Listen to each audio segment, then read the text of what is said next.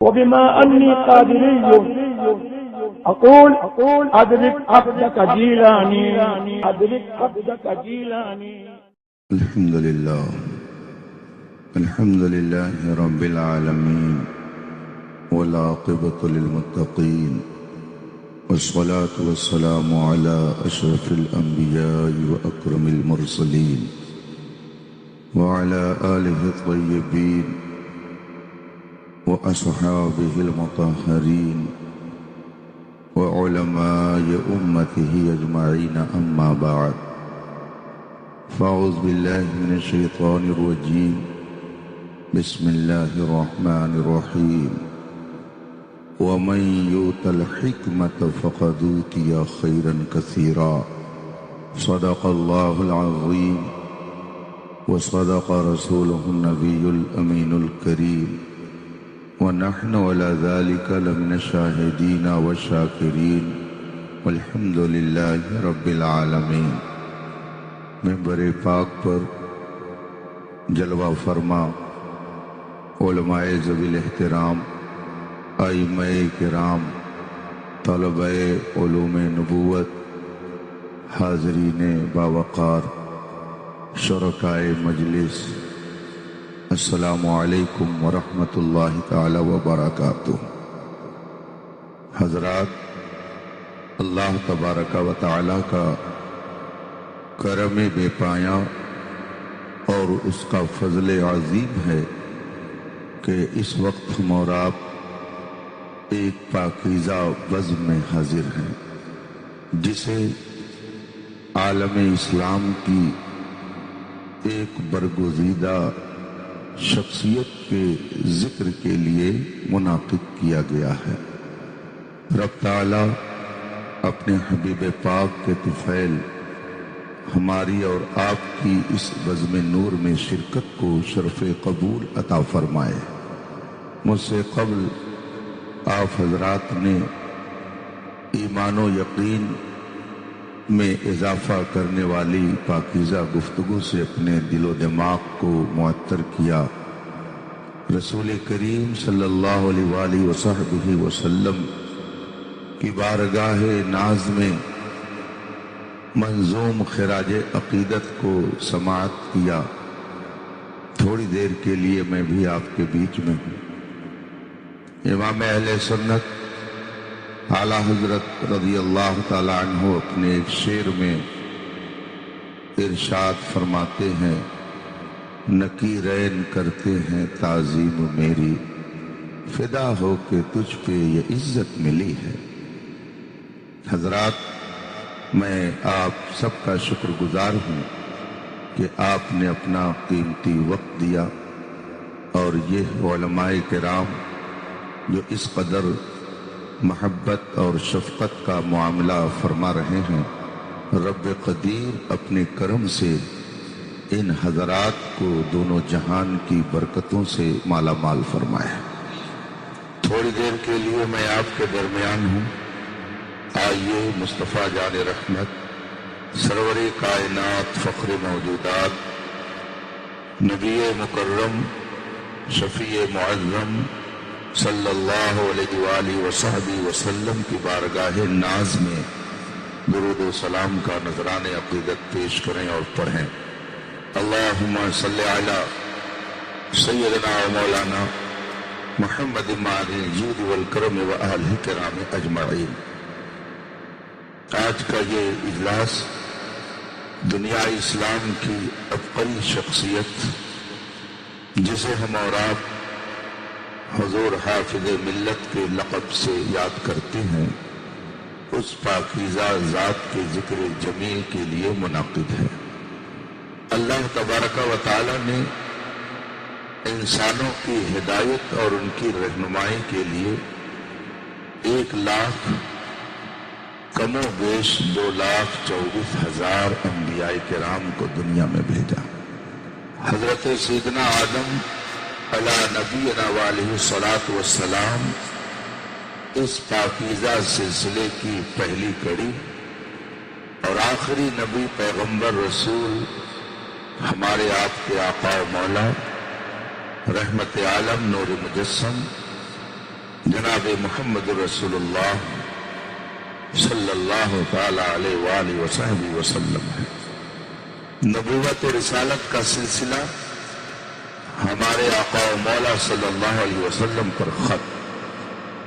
قرآن کریم کا اعلان وہ خاتم النبیین، یہ نبی سارے نبیوں کے آخری ہیں، خاتم ہیں، اب ان کے بعد قیامت تک کوئی نبی نہیں آ سکتا۔ رسول پاک صلی اللہ علیہ وسلم نے ارشاد فرمایا لا نبی بعدی ولا فخر، میرے بعد کوئی نبی نہیں آ سکتا مگر اس پوسٹ پر، اس منصب پر مجھے کوئی فخر نہیں ہے۔ آخر انبیاء رسول پاک صلی اللہ علیہ وآلہ وصحبہ وسلم کی ذات ہے، لیکن ہدایت و رہنمائی کا سلسلہ قیامت تک چلے گا۔ لوگوں کے درمیان بھلائی کا پیغام پہنچانے کا کام صبح قیامت تک ہوتا رہے گا۔ اب یہ کام کون کرے گا؟ یہ ذمہ داری کس کی ہے؟ قرآن کریم میں ایک جگہ فرمایا گیا تم میں سے ایک جماعت ایسی ہونی چاہیے تأمرون بالمعروف وتنہون عن المنکر، جو نیکیوں کا حکم دے اور برائیوں سے روکے، اچھائیوں کی طرف لے جائے، برائیوں سے روکے۔ اور آگے اس جماعت کے بارے میں قرآن نے فرمایا ہم المفلحون، وہی جماعت کامیاب ہے۔ ایک جماعت انسانوں کی ہدایت کے لیے خدا کی طرف سے منتخب ہوتی رہے گی۔ دروازے نبوت بند ہو گیا ہے لیکن ہدایت کا کام نہیں بند ہوا ہے۔ رسالت کا دروازہ بند مگر تبلیغ دین کا دروازہ کھلا ہوا ہے۔ کون ہے جو اس ذمہ داری کو نبھائے گا؟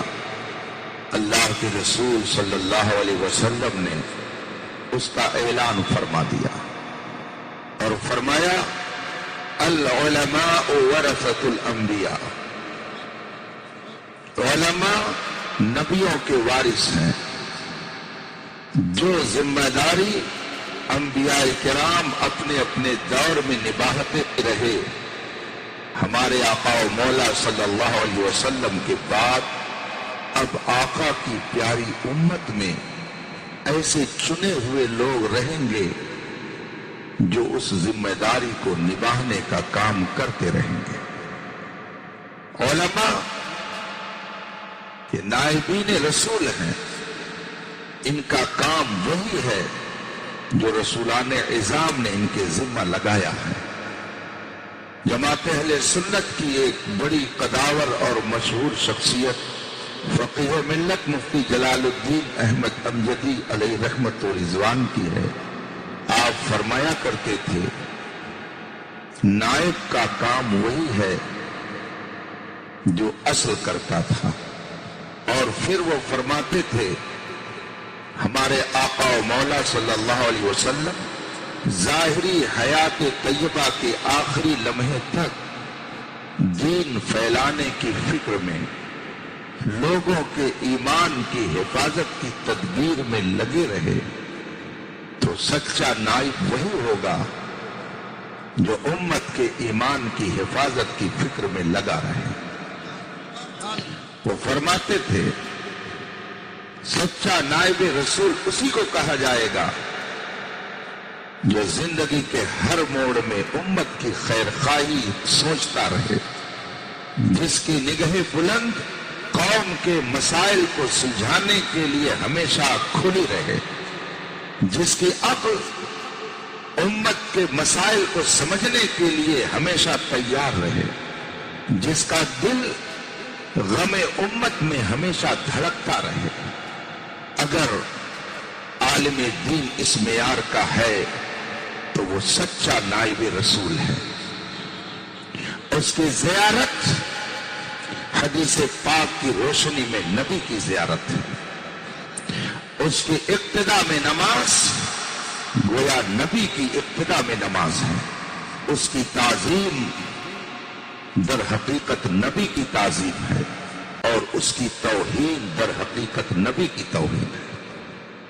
اللہ تبارک و تعالی نے اپنے نظام قدرت کے تحت رسول پاک صلی اللہ علیہ وسلم کے بعد مسلمانوں کے درمیان ایک سے ایک قداور شخصیتوں کو اب تک پیدا کرتا آ رہا ہے، اور ایسی ایسی برگزیدہ شخصیتیں جلوہ گر ہوئیں جن کے فضل و کمال کی خوشبو سے پوری دنیا مشکبار ہے۔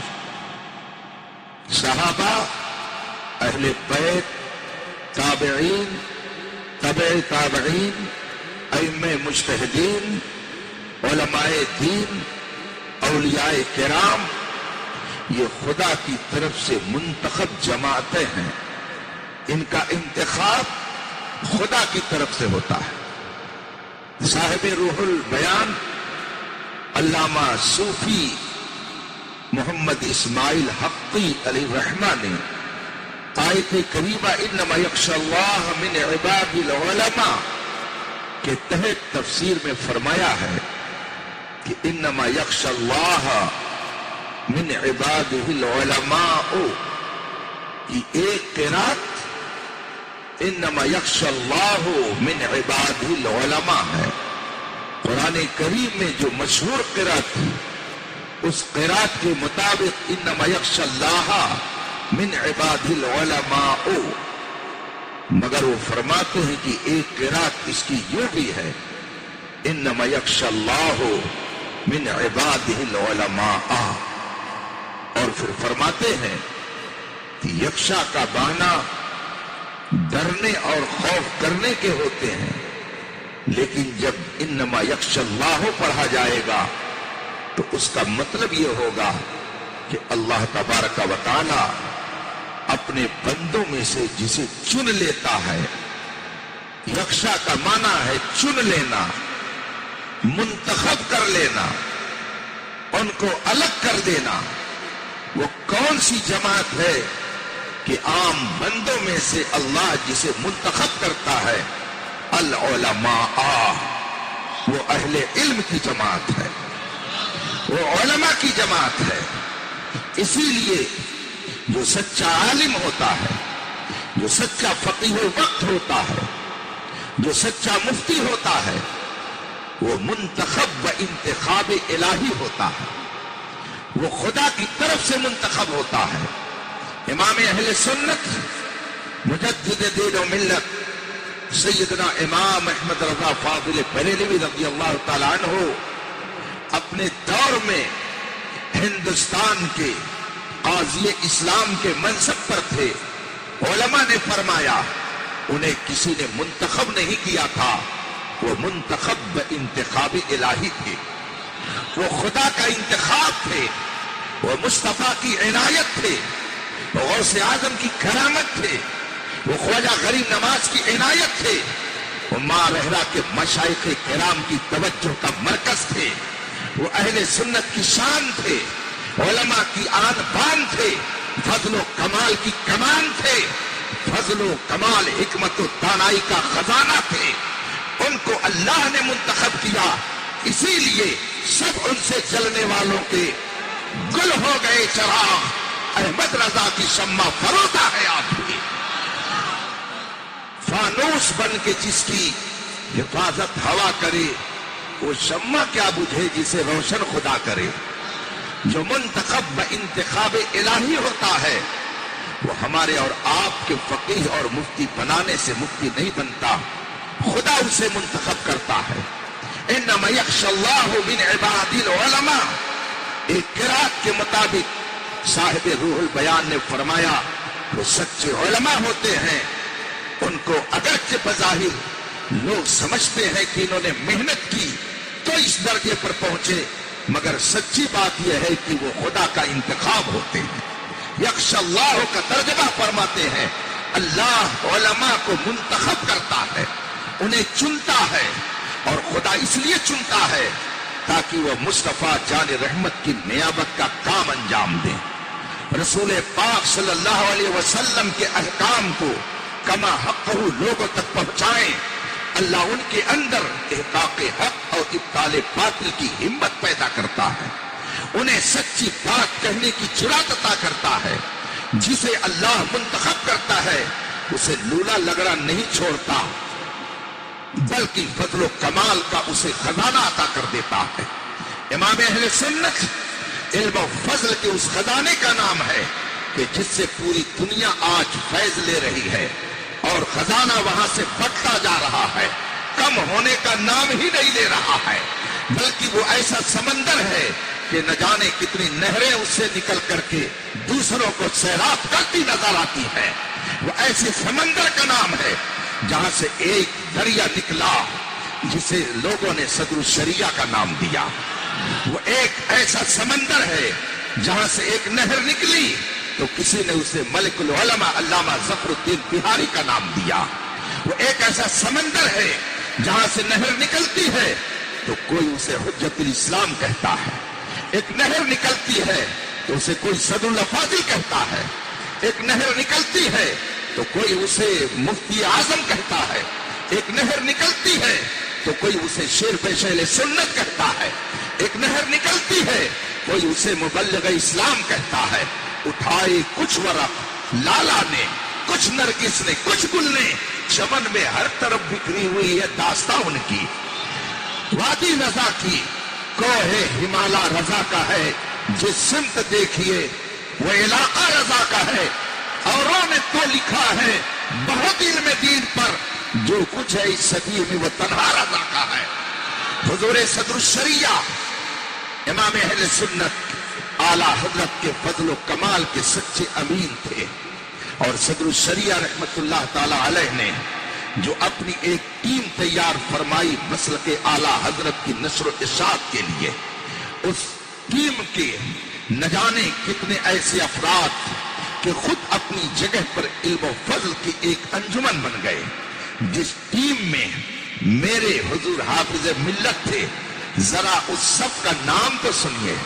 کوئی امام النو صدر العلماء علامہ سید غلام جیلانی میرٹھی رہی رحمت و رضوان کہلاتا، یہ امام النو ہیں۔ ان کی کتابیں علماء پڑھ کر کے اس سے فیض و برکات حاصل کرتے ہیں، کلاس فیلو ہیں، ہم سبق ہیں حضور حافظ ملت کے۔ امام النو علامہ صدر العلماء غلام جیلانی میرٹھی، مصنف قانون شریعت شمس العلماء علامہ شمس الدین جعفری علی رحمت و رضوان، مجاہد ملت علامہ حبیب الرحمان رئیس اڑیسہ۔ یہ وہ شخصیتیں ہیں کہ ذرا ان شخصیتوں میں اور دیکھیے۔ مفتی اعظم کانپور جنہیں مناظر ہندوستان کہا جاتا ہے، علامہ رفاقت حسین صاحب سے پوچھئے، جو مفتی اعظم کانپور کے منصب پر فائز تھے۔ یہ سب ہم سبق ہیں، یہ سب ایک ساتھ حضور حافظ ملت کی بارگاہ سے فیض لینے والے ہیں۔ ان حضرات نے صدر الشریعہ سے علم بھی لیا، عمل بھی لیا، اعلیٰ حضرت کے فیض و برکات بھی لیے۔ آپ ہندوستان کے ایک کونے سے دوسرے کونے تک دیکھ لیجئے، جس طرف آپ نظر ڈالیں گے ہر جگہ آپ کو امام اہل سنت کے فضل و کمال کا جلوہ نظر آئے گا۔ اڑیسہ ہندوستان کا ایک آخری کونا ہے، اس اڑیسہ کی سرزمین پر حضور مجاہد ملت علامہ حبیب الرحمان صاحب رحمت اللہ تعالی علیہ صدر الشریعہ اور صدر الشریعہ کے واسطے سے اعلیٰ حضرت کا فیضان لٹاتے رہے، اور آج دنیا سے جانے کے بعد اڑیسہ اور بنگال کی سب سے عظیم مرجع خلائق درگاہ کا نام آستان مجاہد ملت ہے۔ آپ چلے جائیے بیرون ملک، پڑوسی ملک، آپ وہاں پہ دیکھیے محدث اعظم پاکستان علامہ سردار احمد صاحب رحمت اللہ تعالی علیہ ہیں، یہ صدر الشریعہ رحمت اللہ تعالی علیہ کے تلامذہ میں ہیں۔ حضرت فقیہ ملت نے ایک مرتبہ مجھے نصیحت کرتے ہوئے فرمایا، مولانا استاد کی خدمت صحیح ڈھنگ سے اگر کوئی کرتا ہے تو اسی دنیا میں اپنے ماتھے کی آنکھوں سے اس کا وہ نتیجہ دیکھتا ہے۔ اور پھر انہوں نے فرمایا کہ میں نے تاریخ میں یہ پڑھا ہے کہ جب حضور صدر الشریعہ علامہ امجد علی اعظمی خلیفہ اعلی حضرت علیہ الرحمہ اجمیر معلیٰ میں دارالعلوم معینیہ کے اندر درس و تدریس کا کام انجام دے رہے تھے، یہ سارے حضرات وہاں پڑھنے کے لیے تشریف لے گئے۔ آپ ذرا سوچئے کہ وقت کا صدر الشریعہ مدرس ہے اور شاگردوں میں سامنے علامہ سید غلام جیلانی بیٹھے ہیں، حضور مجاہد ملت ہیں، حضور شمس العلماء ہیں، حضور حافظ ملت ہے، کیسی انجمن سجی رہی ہوگی، اور اس انجمن میں صدر الشریعہ کا فیضان کس طرح سے بٹتا رہا ہوگا، ہم اور آپ سے تصور کر سکتے ہیں۔ آج شاید وہ منظر ہمیں دیکھنے کو نہ ملے۔ حضور صدر الشریعہ رحمت اللہ تعالی علیہ جب اپنی درسگاہ سے باہر نکلتے تو حافظ ملت تیزی سے بڑھتے حضور صدر الشریعہ کے نالین مبارک کو صحیح کرنے کے لیے، اور ادھر سے حضرت علامہ سردار احمد صاحب علیہ الرحمہ بڑھتے، اور دونوں میں کبھی کبھی نوک جھوک ہو جاتی، وہ چاہتے میں جلدی جوتی سیدھی کر دوں، وہ چاہتے میں جلدی جوتی سیدھی کر دوں، دونوں میں کبھی کبھی نوک جھوک ہو جاتی۔ حضور فقیہ ملت اس واقعے کو بیان کرنے کے بعد مجھ سے فرمانے لگے کہ مولانا استاذ کی خدمت کا نتیجہ دیکھیے کہ دونوں نے اپنے استاذ کی جوتی سیدھی کرنے کے لیے اتنی کوشش کی تو استاذ کی نگاہ کرم نے ایک کو محدث اعظم پاکستان بنا دیا اور ایک کو حافظ ملت بنا دیا۔ نہ پاکستان میں محدث اعظم کا کوئی جواب، نہ ہندوستان میں حافظ ملت کے تعمیری کارناموں کا کوئی جواب۔ حضور حافظ ملت نے الجامعۃ الاشرفیہ مبارک پور قائم کر کے ہزار کی تعداد میں ایسے علماء تیار کر دیے جنہوں نے بر صغیر میں امام احمد رضا کے افکار و نظریات کو پھیلانے کے لیے اپنی کمرے ہمت کو کس لیا تو کوئی باطل ان سے آنکھ ملانے کی جرات نہیں کر پا رہا ہے۔ میں الحمدللہ امام العلماء حضور مفتی شبیر حسن رضوی رحمت اللہ تعالی علیہ کا چہیتا شاگرد ہوں، یہ فخر سے کہتا ہوں۔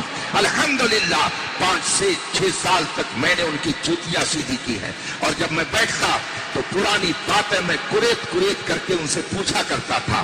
ایک موقع پر میں نے پوچھا، حضرت آپ نے بخاری شریف کا امتحان کس کو دیا تھا اور آپ کو کتنا نمبر ملا تھا؟ تو حضرت نے فرمایا کہ بخاری شریف پڑھانے والے حضور حافظ ملت تھے، ہم نے بخاری شریف حضور حافظ ملت سے پڑھی، اور اس موقع پر اپنی جماعت کے کچھ علماء نے کہا کہ شاید معیار تعلیم حافظ ملت کے ہاں کچھ کم ہو گیا، تو ایک بڑے عالم کو امتحان کے لیے بلایا گیا، ممتحن کی حیثیت سے ایک بڑے عالم آئے، ہمارے استاد گرامی امام العلماء حضور مفتی شبیر حسن رضوی رحمت اللہ تعالی علیہ نے ہم سے خود فرمایا کہ نمبر 1 پر میں تھا، امتحان دینے کے لیے گیا اور پہلے حضور حافظ ملت سے میں نے جا کر دعا لی اور میں نے عرض کی حضور بخاری شریف لے کر امتحان دینے جا رہا ہوں۔ حضرت نے دعائیں دی اور اس کے بعد میں فرمایا جاؤ۔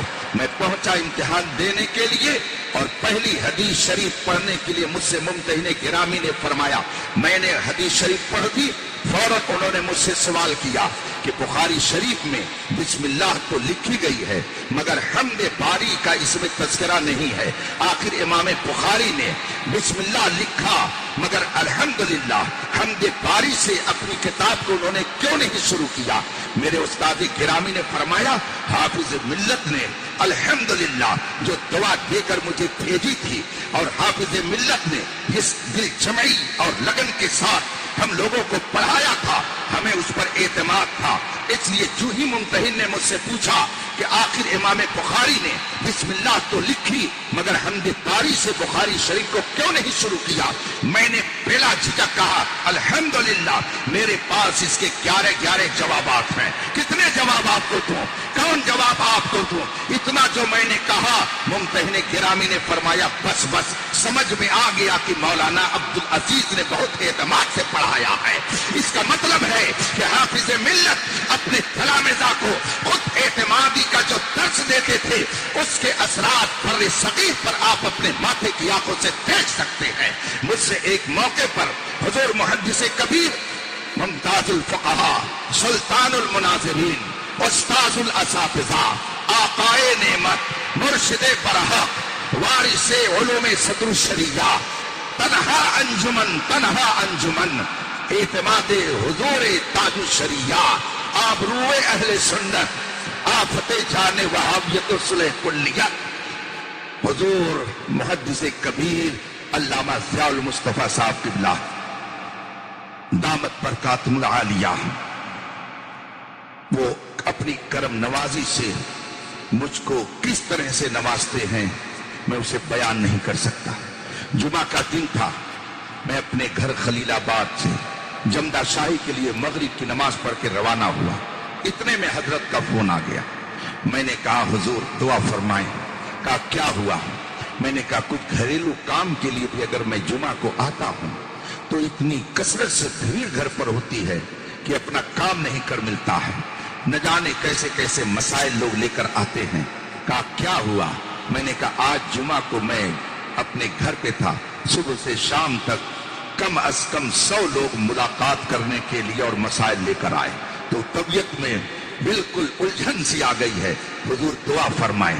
اب کیا فرماتے ہیں حضور محدث کبیر؟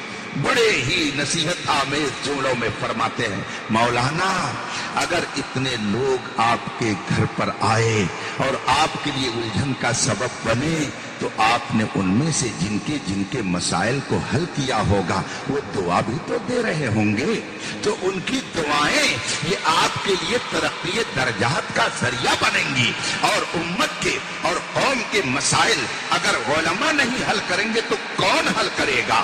اب ان کا دریائے کرم جوش میں آتا ہے، تقریباً پون گھنٹہ وہ فون پر حضور حافظ ملت کے کارنامے اور ان کے اخلاق پاکیزہ کا درس دینے لگے۔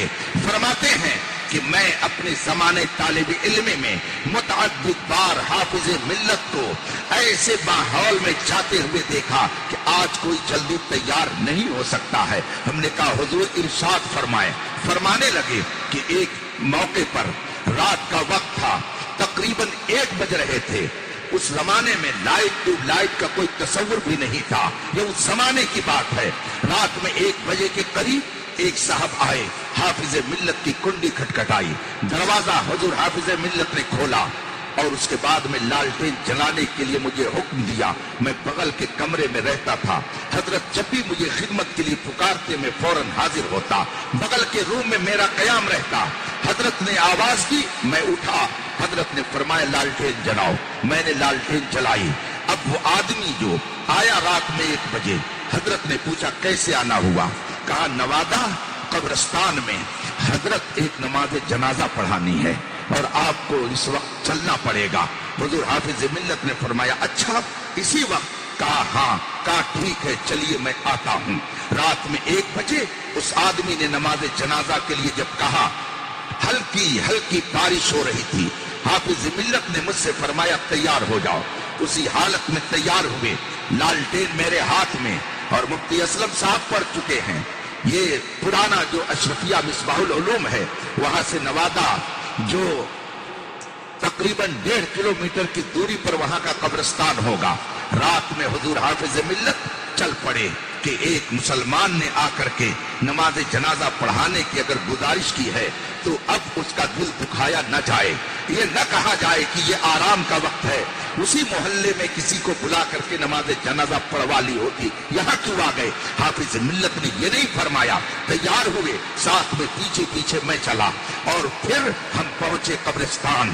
نماز جنازہ حضور حافظ ملت نے پڑھائی اور وہاں سے اجازت لے کر دعا وغیرہ کرنے کے بعد جب واپس ہوئے تو تقریباً 3:30 بج چکے تھے۔ اب حضور حافظ ملت نے راستے میں جو کپڑوں پر کیچڑ لگی ہوئی تھی اس کو خود ہی دھلا اور دھل کر کے باقاعدہ وضو کر کے فارغ ہوئے اور تہجد کی نماز کے لیے کھڑے ہو گئے، مصلی پر بیٹھے رہے۔ فجر کی نماز ہو گئی، فجر کی نماز کے بعد اب آپ نے دیگر ضروریات زندگی کے کاموں میں لگ کر کے اس سے میں مصروف ہو کر آپ نے جب فراغت پائی تو اب دارالعلوم میں پڑھانے کے لیے چل پڑے۔ یہ واقعہ حضرت نے مجھ سے بیان کرنے کے بعد فرمایا مولانا ہمارے بزرگوں کا یہ طریقہ تھا کہ اگر قوم کی کوئی ضرورت پڑتی تھی تو رات کے 1 بجے بھی وہ ان کی ضرورتوں کے لیے نکل پڑتے تھے۔ حضور حافظ ملت کی یہی وہ ادا تھی جس کی بنیاد پر مبارک پور کا ہر بچہ حضور حافظ ملت پر اپنی جان کو قربان کرنے میں فخر محسوس کرتا تھا۔ حضور حافظ ملت کا ذکر جمیل کرتے ہوئے حضور محدث کبیر نے مجھ سے پھر آگے فرمایا میری تسلی کے لیے، اور یہ واقعات اس لیے بیان کیے تاکہ آگے کے لیے لوگوں کو تیار کیا جائے کہ بزرگوں کی امانتیں اگر لے کر کے آگے بڑھنا ہے تو ان کے نقش قدم پر چلنا ہے۔ حضور اعلیٰ حضرت نے اسی لیے فرمایا ہے تیرے غلاموں کا نقش قدم ہے راہ خدا، وہ کیا بہک سکے جو یہ سراغ لے کے چلے۔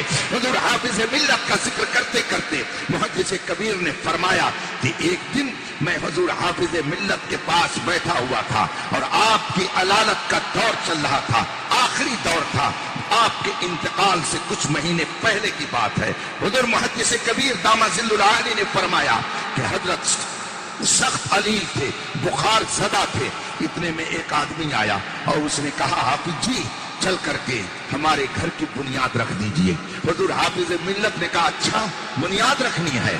کہا ہاں۔ مجھے حضور محدث کبیر نے فرمایا اس کی یہ بات سن کر کے مجھے غصہ آ گیا، اس لیے کہ حضور حافظ ملت بخار زدہ ہیں، طبیعت علیل ہے، اس نے یہ بھی نہیں دیکھا کہ حضرت کی حالت کیا ہے، فوراً فرمائش کر دی کہ حضور حافظ ملت چل کر کے میرے گھر کی بنیاد رکھ دیں۔ حضور محدث کبیر نے فرمایا میں نے پوچھا کہاں جانا ہے؟ کہا فلاں محلے میں۔ کہا بنیاد کھد گئی ہے؟ کہا ہاں۔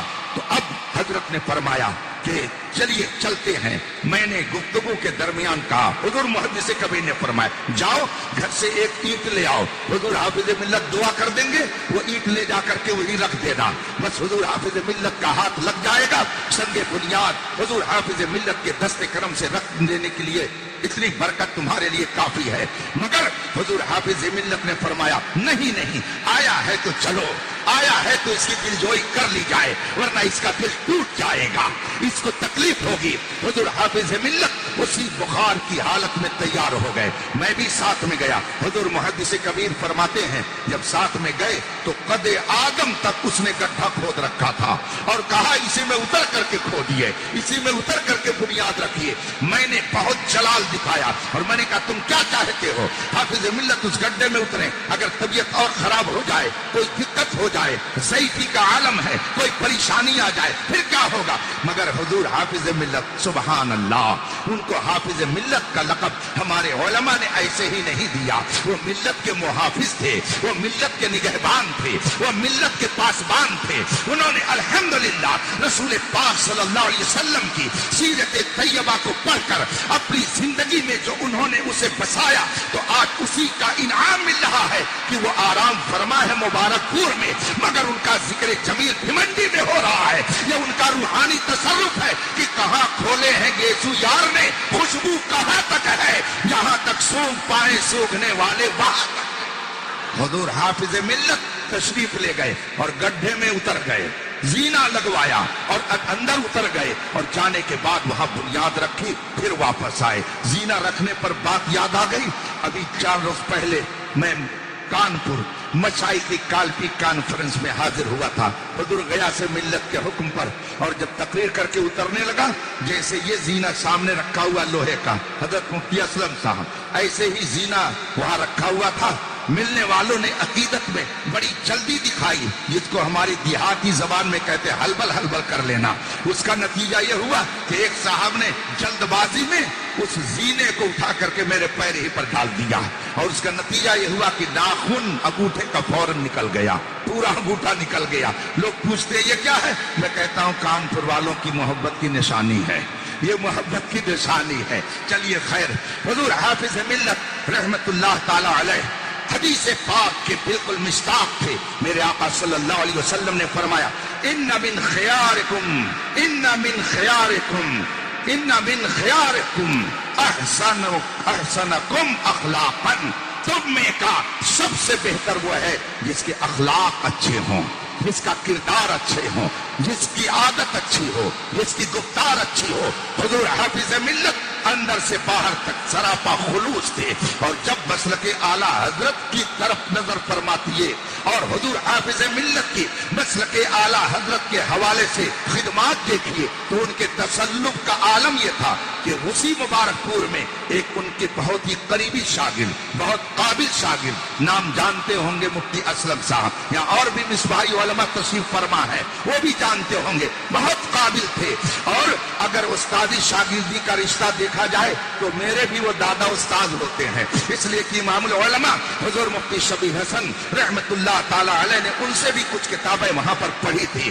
بڑے قابل مانے جاتے تھے، مگر جب اعلیٰ حضرت کے فتاوی حسام الحرمین کی تصدیق کی بات آئی، یہ فتوے کی وہ کتاب ہے کہ جو اس کو تسلیم کرے گا وہی سنی صحیح العقیدہ مانا جائے گا، اور جو اس فتوے کو نہیں مانے گا وہ اگرچہ عالم ہو، اگرچہ قابل ہو، اگرچہ فقیہ ہو، اگرچہ وہ مفتی ہو، وہ سب کچھ ہو سکتا ہے مگر سنی صحیح العقیدہ نہیں ہو سکتا ہے. ایک موقع پر ایک صاحب نے کہہ دیا سنیت کی سند ہم بانٹتے ہیں. میرے ایک استاد گرامی علامہ وسیع احمد وسیم صدیقی گوپال گنجوی دامت ذل العالی نے سنا تو مجھ سے کہا مولانا مجھے جلال آ گیا. جب میں نے یہ سنا ایک صاحب نے ایسے کہا تو میں نے کہا حضرت آپ نے کیا جواب دیا؟ میں نے استاد گرامی نے فرمایا میں نے برجستہ کہا سنیت کی سند نہ کوئی خانقاہ دیتی ہے، نہ کوئی درسگاہ دیتی ہے، نہ کوئی عالم دیتا ہے، نہ کوئی فاضل دیتا ہے. سنیت کی سند بریلی کا احمد رضا دیتا ہے. اس لیے کہ جو فتاوی حسام الحرمین کو تسلیم کرتا ہے وہی سنی صحیح العقیدہ مانا جاتا ہے، اور اگر اسے نہیں تسلیم کرتا ہے تو ہوگا کسی درسگاہ کا شیخ الحدیث، ہوگا کہیں کا پروفیسر معقولات، ہوگا کہیں کا جامع معقولات و منقولات، ہوگا کہیں کا ادیب شہید. وہ سب کچھ ہو سکتا ہے مگر سنی صحیح العقیدہ نہیں ہو سکتا ہے. ابھی بغداد معلیٰ کے ایک بزرگ تشریف فرما ہوئے تھے مسولی شریف میں، اور جب میں نے انہیں دیکھا تو پہچان لیا. گلزار ملت دامت ذل العالی نے مجھ سے فرمایا کہ عربی زبان میں ان کا کچھ شکریہ ادا کر دیجئے. جب میں نے غور سے انہیں دیکھا تو پہچان لیا. آج سے چند سال پہلے جب میں بغداد معلیٰ حاضر ہوا تھا اور حضرت سیدنا سید الطائفہ جنید بغدادی رضی اللہ تعالی عنہ کے آستانے مبارکہ پر حاضری کا شرف حاصل ہوا تو 3 بغدادی حال میں آتے ہوئے ملے. ان میں سے ایک وہ بھی تھے جو وہاں تشریف فرما تھے. میں نے آگے بڑھ کر کے مصافحہ کیا، خیریت پوچھی عربی زبان میں. جب میں نے ان سے بات کی تو یہی بزرگ تھے اور ان کے ساتھ جو 2 اور تھے. من این انت، تم کہاں سے آئے ہو؟ میں نے کہا انا من الہند، میں ہندوستان سے آیا ہوں. جو ہی انہوں نے سنا فوراً یہ فرمایا تھا Indian very good, Indian very good, Indian بہت اچھے ہوتے ہیں. اور اپنی کرسی پر مجھے انہوں نے بٹھایا اور اس کے بعد میں جب انہوں نے مجھ سے نام پوچھا میں نے کہا اسمی محمد اختر حسین القادری، میرا نام محمد اختر حسین قادری ہے. تو انہوں نے فرمایا تھا انت قادری، انت قادری، تم قادری ہو، قادری ہو. میں نے کہا نعم انتسب للشیخ عبد القادر الجیلانی البغدادی، انا قادری، میں قادری ہوں اس لیے کہ میں غوث پاک کی طرف نسبت کرتا ہوں اور اس نسبت سے میں قادری لکھتا ہوں. جب انہوں نے سمجھ لیا کہ یہ ہندوستانی ہے، یہ قادری ہے تو ان کی سمجھ میں بات آ گئی یہ سنی ہی ہوگا ورنہ کوئی دوسرا قادری نہیں ہوتا ہے. مگر مزید میری سنیت کو جانچنے کے لیے انہوں نے جو ترازو سامنے رکھی وہ کون سی ترازو تھی؟ انہوں نے مجھ سے کہا هل تعرف الشیخ الامام احمد رضا الہندی، کیا آپ امام احمد رضا ہندوستانی کو پہچانتے ہیں؟ جو ہی انہوں نے کہا میں نے کہا ہوا فی قلبی، ہوا فی عینی، ہوا علی راسی، وہ تو میرے دل میں ہے، وہ تو میری آنکھوں میں ہے، وہ تو میرے سر پر ہے. جو ہی میں نے یہ کہا اس نے کہا ماشاء اللہ سبحان اللہ انا اعرفہ بتعلیفاتہ وتصریفاتہ. ہم بھی امام احمد رضا کو مانتے ہیں، انہیں جانتے ہیں، انہیں پہچانتے ہیں اس لیے کہ ہم نے ان کی کتابوں کو پڑھا ہے. اس کا مطلب ہے امام احمد رضا وہ ہیں جنہیں دنیا پڑھ رہی ہے، جنہیں دنیا پڑھ رہی ہے، دانشور پڑھ رہے ہیں، حتیٰ کہ اتبد عقیدہ بھی کھلے دل سے پڑھ رہے ہیں اور پڑھنے کے بعد فیضیاب بھی ہو رہے ہیں. اسی مہاراشٹر میں ایک صاحب مجھ سے بہت سال پہلے ملے تھے. انہوں نے کہا تھا کہ میں پہلے دیوبندی تھا، دیوبند کے مدرسے سے میں متخصص فی الفقہ ہوں، یعنی میں نے وہاں سے مفتی کا کورس کیا ہے. ہم نے کہا تو آپ سنی کیسے بن گئے؟ کہا جو اساتذہ ہم کو پڑھاتے تھے وہ کبھی جب کوئی مسئلہ پھنستا تو مجھ سے کہتے कहते कि फला किताब उठा करके ले आओ, तो मैं अलमारी खोलता, वो किताब सामने नहीं रखी जाती, अलमारी के अंदर बंद रहती थी। मैं जब उस किताब को लेकर के आता तो उसका नाम पढ़ता। कई मर्तबा ऐसा हुआ, वो किताब थी फतावा रज़विया, इमाम अहमद रजा की किताब। तो मैं ये सोचने लगा कि जब इनको कोई मुश्किल मसला पेश आता है तो ये फतावा रज़विया का मुताला करते हैं, इसका मतलब कुछ भी हो मगर है काबिल आदमी, है वो इल्म वाला। जब हमारे असातिज़ा की मुश्किल वो हल करता है तो अगर हम पढ़ेंगे तो हमारी मुश्किल वो क्यों नहीं हल करेगा। अब वो कहते रहे कि इसीलिए मेरे दिल में कभी इमाम अहमद रजा की जानिब से बुग़्ज़ नहीं पैदा हुआ, मैंने कभी उनकी तौहीन नहीं की। इसलिए कि जब मैंने ये समझ लिया कि जब मुश्किल मसाइल में मेरे असातिज़ा उनकी तरफ रुजू करते हैं तो यकीनन वो फज़्ल व कमाल का हिमादिया होगा। इसलिए मैंने उसके इल्म की ताज़ीम की और मैंने कभी उनकी तौहीन नहीं की। उसका नतीजा क्या हुआ कि जब मैं पढ़कर फारिग हो गया तो मैंने भी फतावा रज़विया खरीद लिया और मैंने उसके पढ़ने का आगाज किया, मैंने उसका मुताला शुरू किया।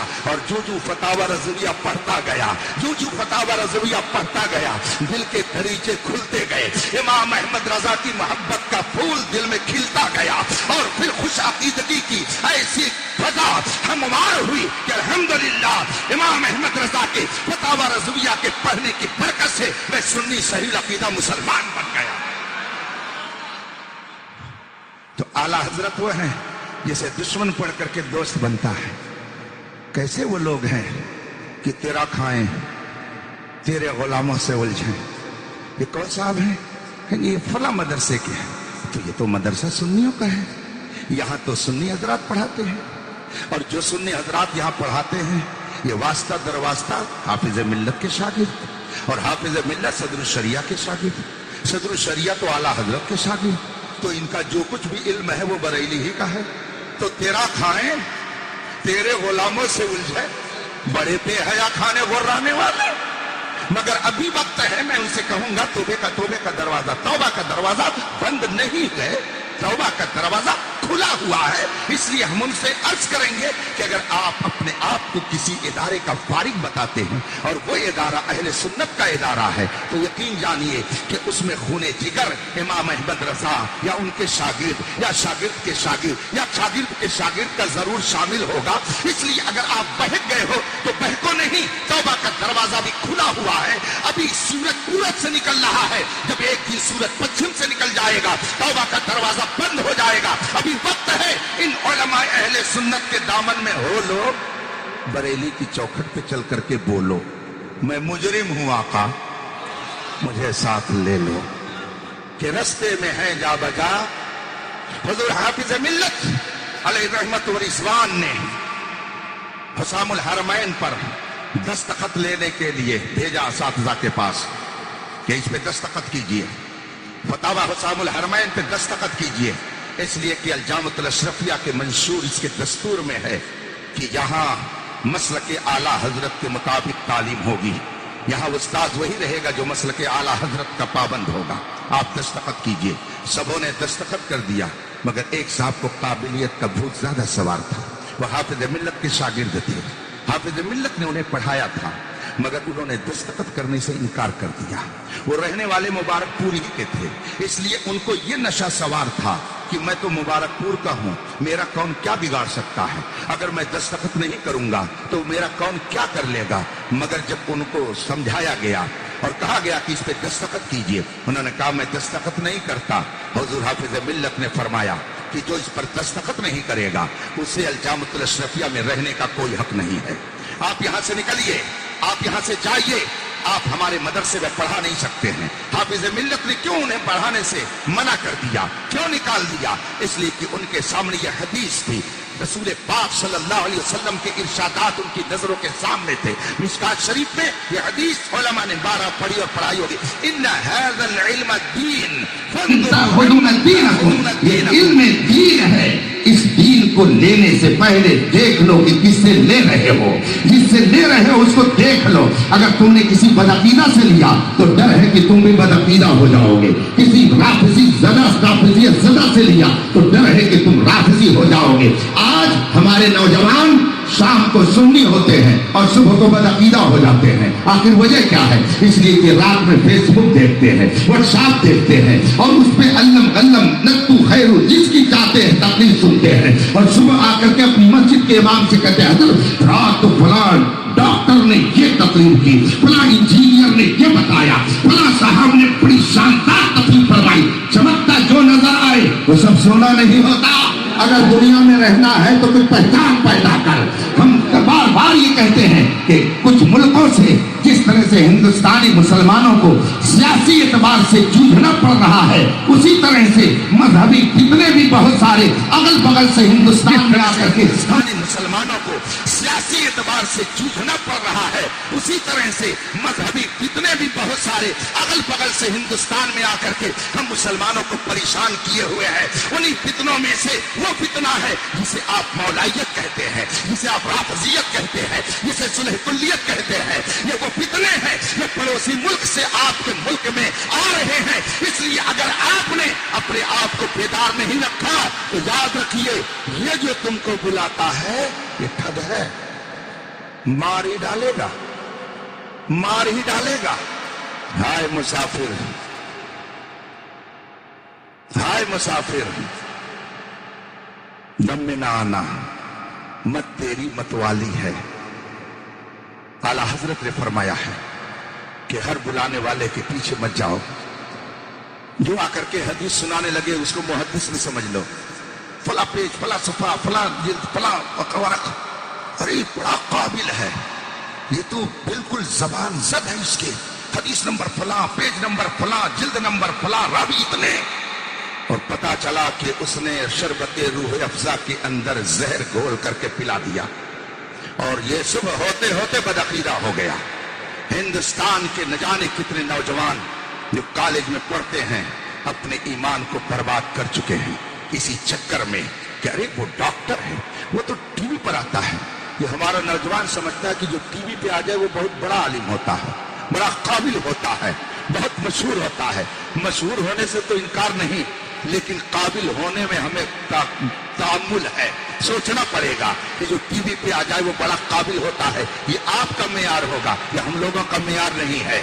ہم لوگوں کا معیار یہ نہیں ہے، بلکہ ہم لوگوں کا معیار یہ ہے کہ یہ حافظ ملت صدر الشریعہ اعلیٰ حضرت کے مشن پر ہے کہ نہیں ہے۔ جو ان کے مشن پر ہوتا ہے ہمارے نزدیک وہ قابل احترام ہوتا ہے۔ جو امام احمد رضا کے افکار و نظریات کو اپنے طلبہ کے درمیان رکھتا ہے اس کی قابلیت ہمارے نزدیک قابل قدر ہوتی ہے۔ حضور حافظ ملت نے کان پکڑ کر کے ان کو باہر نکال دیا، اس لیے کہ جانتے تھے اگر استاذ خراب ہوگا تو تنہا خراب نہیں ہوگا، ہم تو ڈوبے ہیں صنم، تم کو بھی لے ڈوبیں گے، خود بھی کیسے نہ جانے کیسے کیسے لوگوں کو پیدا کرتے رہیں گے، پھر پتا چلا پورا معاشرہ خراب ہو جائے گا۔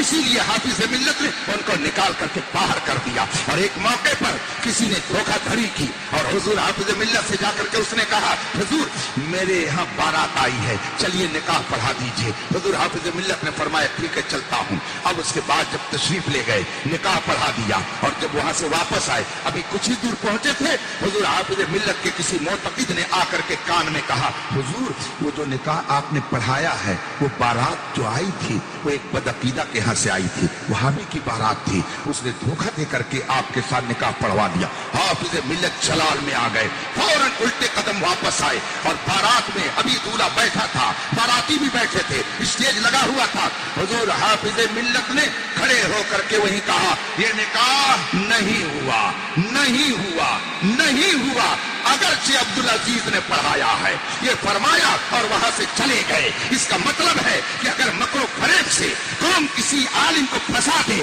تو عالم جب سچی بات سے آگاہ ہو جائے، حضور حافظ ملت کا کردار یہ ہے کہ فوراً سچائی کو واضح کر دے، یہ نہ دیکھے کہ کون خوش ہوگا کون ناراض ہوگا، ہمیں کرنی ہے شاہنشاہ فتح کی رضا جوئی، وہ اپنے ہو گئے تو رحمت پروردگار اپنی۔ اللہ تبارک و تعالی ہم سب کو حضور حافظ ملت کے فیض و برکات سے مالا مال فرمائے۔ انہوں نے زندگی بھر اعلیٰ حضرت کے مشن کو عام کیا، اسی پر آپ بھی رہیں اور مسلک اعلیٰ حضرت کا گن گاتے رہیں۔ یہ علماء جنہوں نے اپنا قیمتی وقت دیا اور آپ نے اپنی نیند کو قربان کیا. میں آپ سب کا شکر گزار ہوں. ان حضرات نے واقعی اپنی محبتوں کا ثبوت دیا، لیکن میں بھی کہہ سکتا ہوں کہ کچھ میں نے بھی ثبوت دیا ہے. ہمیں دعویٰ نہیں تنہا نباہی دوستی، ہم نے محبت کو سنبھالا ہے، کبھی تم نے کبھی ہم نے. وآخر دعوانا ان الحمدللہ رب العالمین. السلام علیکم.